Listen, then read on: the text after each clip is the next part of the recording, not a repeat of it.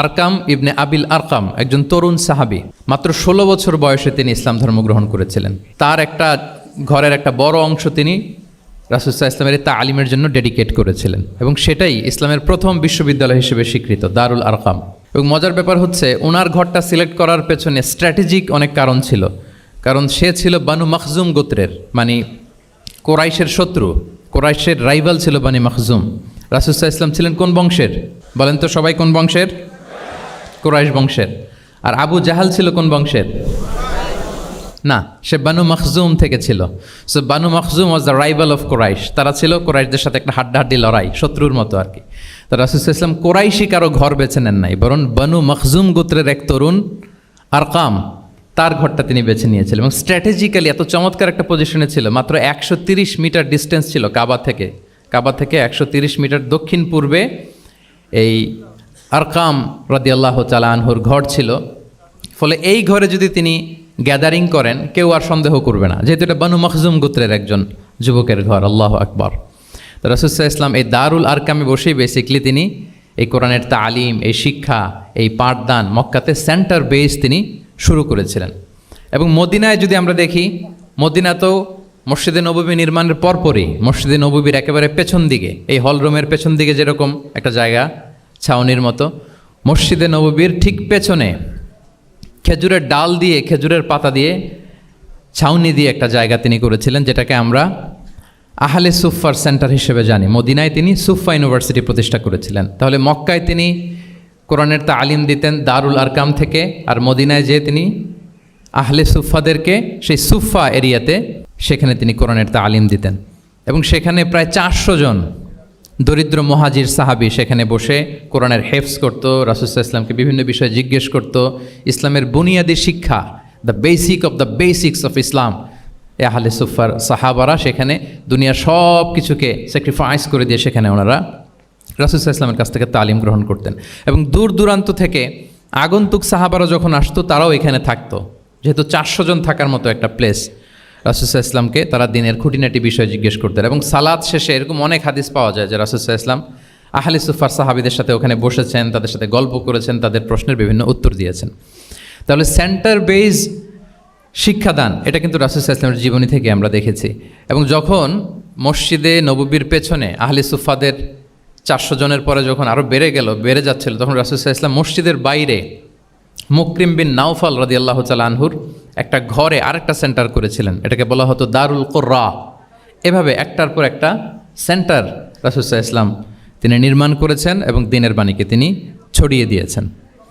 এবং এখান থেকে যারা শিক্ষা অর্জন করতো, বেসিকলি তারা তো হেফজ করতো, দ্বীনের অন্যান্য বুনিয়াদি ব্যাপারে তারা শিক্ষা গ্রহণ করতেন। তো এই সাহাবীদেরকে কুররা বলা হতো। তাদেরকে আবার রাসূল সাল্লাল্লাহু আলাইহি ওয়াসাল্লাম বিভিন্ন এলাকাতে মুআল্লিম হিসেবে প্রেরণ করতেন। এটা রাসূল সাল্লাল্লাহু আলাইহি ওয়াসাল্লামের সুন্নাত ছিল যে কোনো এলাকায় দ্বীনের শিক্ষা দেওয়ার জন্য আগে মুআল্লিম পাঠাতেন। আমরা জানি যে হিজরতের আগে রাসূল সাল্লাল্লাহু আলাইহি ওয়াসাল্লামের আগেও তিনি মদিনাতে একজন সাহাবীকে পাঠিয়েছিলেন, মুসআব বিন উমাইর। এটা জানি না আমরা সবাই? মুসআব বিন উমাইরকে তিনি পাঠিয়েছিলেন। খুবই ড্যাশিং চেহারার ছিল, খুবই অ্যারিস্টোক্রেট একটা ফ্যামিলির ছিল।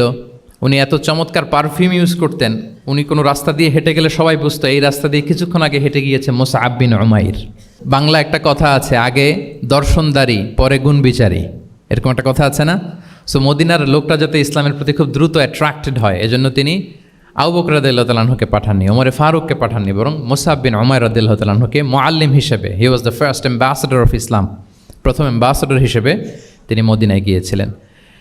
এবং মদিনাতে আহলে সুফার মধ্য থেকে যারা অগ্রগামী ছিল, দারুল কুররা থেকে যারা অগ্রগামী ছিল, তাদেরকে আল্লাহ রাসূল সাল্লাল্লাহু আলাইহি ওয়া আলিহি ওয়াসাল্লাম জ্ঞান বিতরণের জন্য, কোরআন শেখানোর জন্য বিভিন্ন জায়গায় পাঠাতেন। আপনারা উহুদের যুদ্ধের পরপরই বিরে মাউনার ঘটনা শুনে থাকবেন। সেখানে রাসূল সাল্লাল্লাহু আলাইহি ওয়াসাল্লাম 70 জন হাফেজ সাহাবী, মানে ওই সময় পর্যন্ত যতটুকু কোরআনের আয়াত নাজিল হয়েছিল এগুলো যারা মুখস্থ করে ফিরেছিলেন, এরকম 70 জন সাহাবীকে একটা এরিয়াতে তিনি পাঠিয়েছিলেন। এবং এটা আসলে বিট্রে করেছিল, তারা বলেছিল যে আমরা তাদেরকে নিয়ে যাব আমাদের এলাকায়, তারা দিন পৌঁছাবে। কিন্তু এই 70 জন সাহাবীকে বিট্রে করে তারা হত্যা করেছিল, ওনারা শাহিদ হয়েছিলেন এবং এতে রাসূল সাল্লাল্লাহু আলাইহি ওয়াসাল্লাম অনেক কষ্ট পেয়েছিলেন। যে সমস্ত গোত্র এই কাজের সাথে জড়িত ছিল টানা 1 মাস তাদের বিরুদ্ধে রাসূল সাল্লাল্লাহু আলাইহি ওয়াসাল্লাম বদদোয়া করেছেন, কুনুতে নাজেলা করেছেন ফজরের সালাতের পরে। তাহলে এই যে ন্যারেশনগুলো, বর্ণনাগুলো আমি কেন উপস্থাপন করছি আপনাদের সামনে, এটা বোঝানোর জন্য যেটার পরম্পরাটা কীরকম, রাসূল সাল্লাল্লাহু আলাইহি ওয়াসাল্লাম কীভাবে কোন সেন্টার থেকে শুরু করলেন, তারপরে কিভাবে এটার ডেভেলপমেন্ট হচ্ছিল, তারপরে কিভাবে এটা আগাতে লাগলো। তাহলে রাসূল সাল্লাল্লাহু আলাইহি ওয়াসাল্লাম বিভিন্ন জায়গায় যে মুআল্লিম পাঠাতেন, এটার রেফারেন্সও আমরা পেলাম যে তিনি তো এখানে শেখাচ্ছেন, যখন অনেক বেড়ে গেল, চাহিদা বাইরে অনেক বেশি, তিনি এখান থেকে ছাত্রদেরকে, সাহাবাদেরকে বিভিন্ন জায়গায় মুআল্লিম হিসেবে প্রেরণ করতেন। এবং শিক্ষার বিনিময়ে তিনি বদরের যে বন্দিরা ছিল তাদের মুক্তিপণের অ্যানাউন্সমেন্ট করেছেন, র্যানসম, এটা আপনারা জানেন। আমি একটু কুইজ নিয়ে নেই আপনাদের। বলেন, বদরে মুসলমানদের পক্ষ থেকে শহীদ হয়েছিল কয়জন? 14 জন, মাশাআল্লাহ। আর কুরাইশদের পক্ষ থেকে 70 জন। বন্দী হয়েছিল কয়জন দেখি? হ্যাঁ, 70 জন তারা নিহত হয়েছিল আর 70 জন বন্দী হয়েছিল। তো বদরের যুদ্ধে এই 70 জন যারা কুরাইশদের মধ্যে থেকে বন্দী হয়েছিল, তাদের মুক্তিপণ হিসেবে ফিদিয়া, র্যানসম হিসেবে রাসূল সাল্লাল্লাহু আলাইহি ওয়াসাল্লাম 4000 দিরহামের অ্যানাউন্সমেন্ট করেছেন। মানে দিরহাম মানে হচ্ছে সিলভার কয়েন আর কি। তৎকালীন সময় দিনার হচ্ছে গোল্ড কয়েন আর দিরহাম মানে সিলভার কয়েন। তো রাসূল সাল্লাল্লাহু আলাইহি ওয়াসাল্লাম 4000 সিলভার কয়েনের ঘোষণা করেছেন যে তোমরা যদি মুক্তি পেতে চাও তাহলে 4000 রৌপ্য মুদ্রা দিয়ে, সিলভার কয়েন দিয়ে তারপরে তোমরা মুক্তি পেতে হবে। তখন তিনি অ্যানাউন্স করলেন যে কারো যদি এই সামর্থ্য না থাকে তাহলে এই লোকদের মধ্য থেকে যারা লিখতে পড়তে জানে তারা যদি মদিনার 10 জন শিশুকে লেখাপড়া শিখিয়ে দেয় তাহলে এটা তাদের মুক্তিপণ হয়ে যাবে। আল্লাহু আকবার। তাহলে শিক্ষাটাকে রাসূল সাল্লাল্লাহু আলাইহি ওয়াসাল্লাম কীভাবে দেখতেন, এটাকে কতটা গুরুত্ব দিতেন? তখন কিন্তু মুসলমানদের আর্থিকভাবে খুব কঠিন অবস্থা যাচ্ছিল। তখন এই জাতীয় ফিদিয়াগুলো, র্যানসমগুলো খুব জরুরি ছিল। তারপরে তিনি ঘোষণা করেছেন যাদের সামর্থ্য নাই তারা যদি লিখতে পড়তে জানে, মদিনার 10 জন ছেলে মেয়েকে তারা যদি লেখাপড়া শিখিয়ে দিতে পারে, এইটা তাদের মুক্তিপণ হিসেবে কনসিডার করা হবে। আল্লাহু আকবার।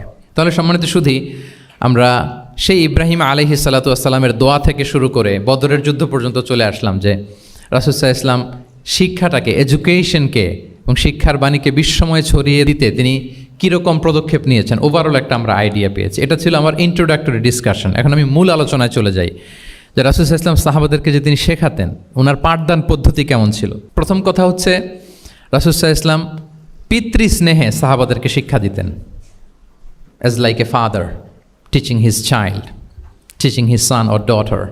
সন্তানকে যেমনি বাবা পরম মমতায় আদর করে শেখায় ঠিক সেভাবে শেখাতেন। এবং তিনি বলেছেন যে ইন্নামা আনা লাকুম বিমানজিলাতিল ওয়ালিদি উআল্লিমুকুম, নিশ্চয় আমি তোমাদের বাবার মতো, বাবা যেমনি ছেলে মেয়েদেরকে শেখায়। এবং এই হাদিসে এসছে যে রাসূল সাল্লাল্লাহু আলাইহি ওয়াসাল্লাম তাদেরকে শিখিয়েছেন সাহাবাদেরকে যে ওয়াশরুমে গেলে কিভাবে ক্লিন হইতে হবে, টু দ্য ডাইরেকশন অফ কেবলা বসা যাবে না, কেবলাকে পেছনে রেখে বসা যাবে না, এমনকি ঢিলাগুলো ইউজ করতে হলে ডান হাতে ইউজ করা যাবে না, বাঁ হাতে। তারপর এটা বেজোর হইতে হবে। এরকম ধরে ধরে উম্মাকে শিখিয়েছেন। নারীদের মেনস্ট্রুয়েশনাল পিরিয়ডের ব্যাপারে বিধানগুলো শিখিয়েছেন। স্বামী স্ত্রীর অন্তরঙ্গ মুহূর্তের ব্যাপারে মাসআলা কি, ব্যাপারগুলো কি, লিগ্যাল অপিনিয়ন কি, ধরে ধরে বাবা মা যেমনি ছেলে মেয়েদেরকে ধরে ধরে শিখিয়ে দেয় যে এইভাবে this is good and this is bad, dos and don'ts যেমনি মা বাবা শেখায়, আল্লাহ রাসূল সাল্লাল্লাহু আলাইহি ওয়াসাল্লাম বলেন ইন্নামা আনা লাকুম বিমানজিলাতিল ওয়ালিদি উআল্লিমুকুম, আমি তোমাদের বাবার মতো, বাবা যেমনি শেখায় পরম মমতায়, এভাবে আমি তোমাদেরকে শিক্ষা দিই। এবং রাসূল সাল্লাল্লাহু আলাইহি ওয়াসাল্লাম খুব সহজ করে উপস্থাপন করতেন, কোনো কিছুকে জটিল করতেন না। এটা কিন্তু একজন আদর্শ শিক্ষকের বৈশিষ্ট্য। মানে as easier as you can, যত সহজ করে আপনি আপনার প্রেজেন্টেশনটা করতে পারবেন তত বেশি আপনার শিক্ষার্থীরা আপনার কাছ থেকে ওই মেসেজ, ওই শিক্ষা, সেটা ওই বার্তাটা তারা গ্রহণ করতে পারবে। এবং সহিহ মুসলিমের হাদিস, আল্লাহ রাসূল সাল্লাল্লাহু আলাইহি ওয়াসাল্লাম তিনি বলেন ইন্নাল্লাহা লাম ইয়াবআসনি মুআন্নিতান ওয়ালা মুতাআন্নিতান ওয়ালাকিন বাআসানি মুআল্লিমান মুয়াসসিরান। আল্লাহু আকবার।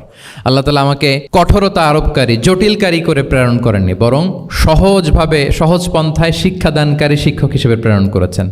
লিটারেলি তিনি মুয়াসসিরান শব্দটা ব্যবহার করেছেন।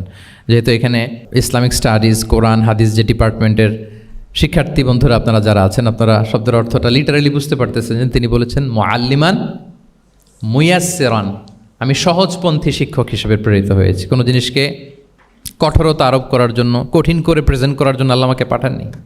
রাসূল সাল্লাল্লাহু আলাইহি ওয়াসাল্লাম use to make things easy and easy, খুব সহজ করে উপস্থাপন করতেন।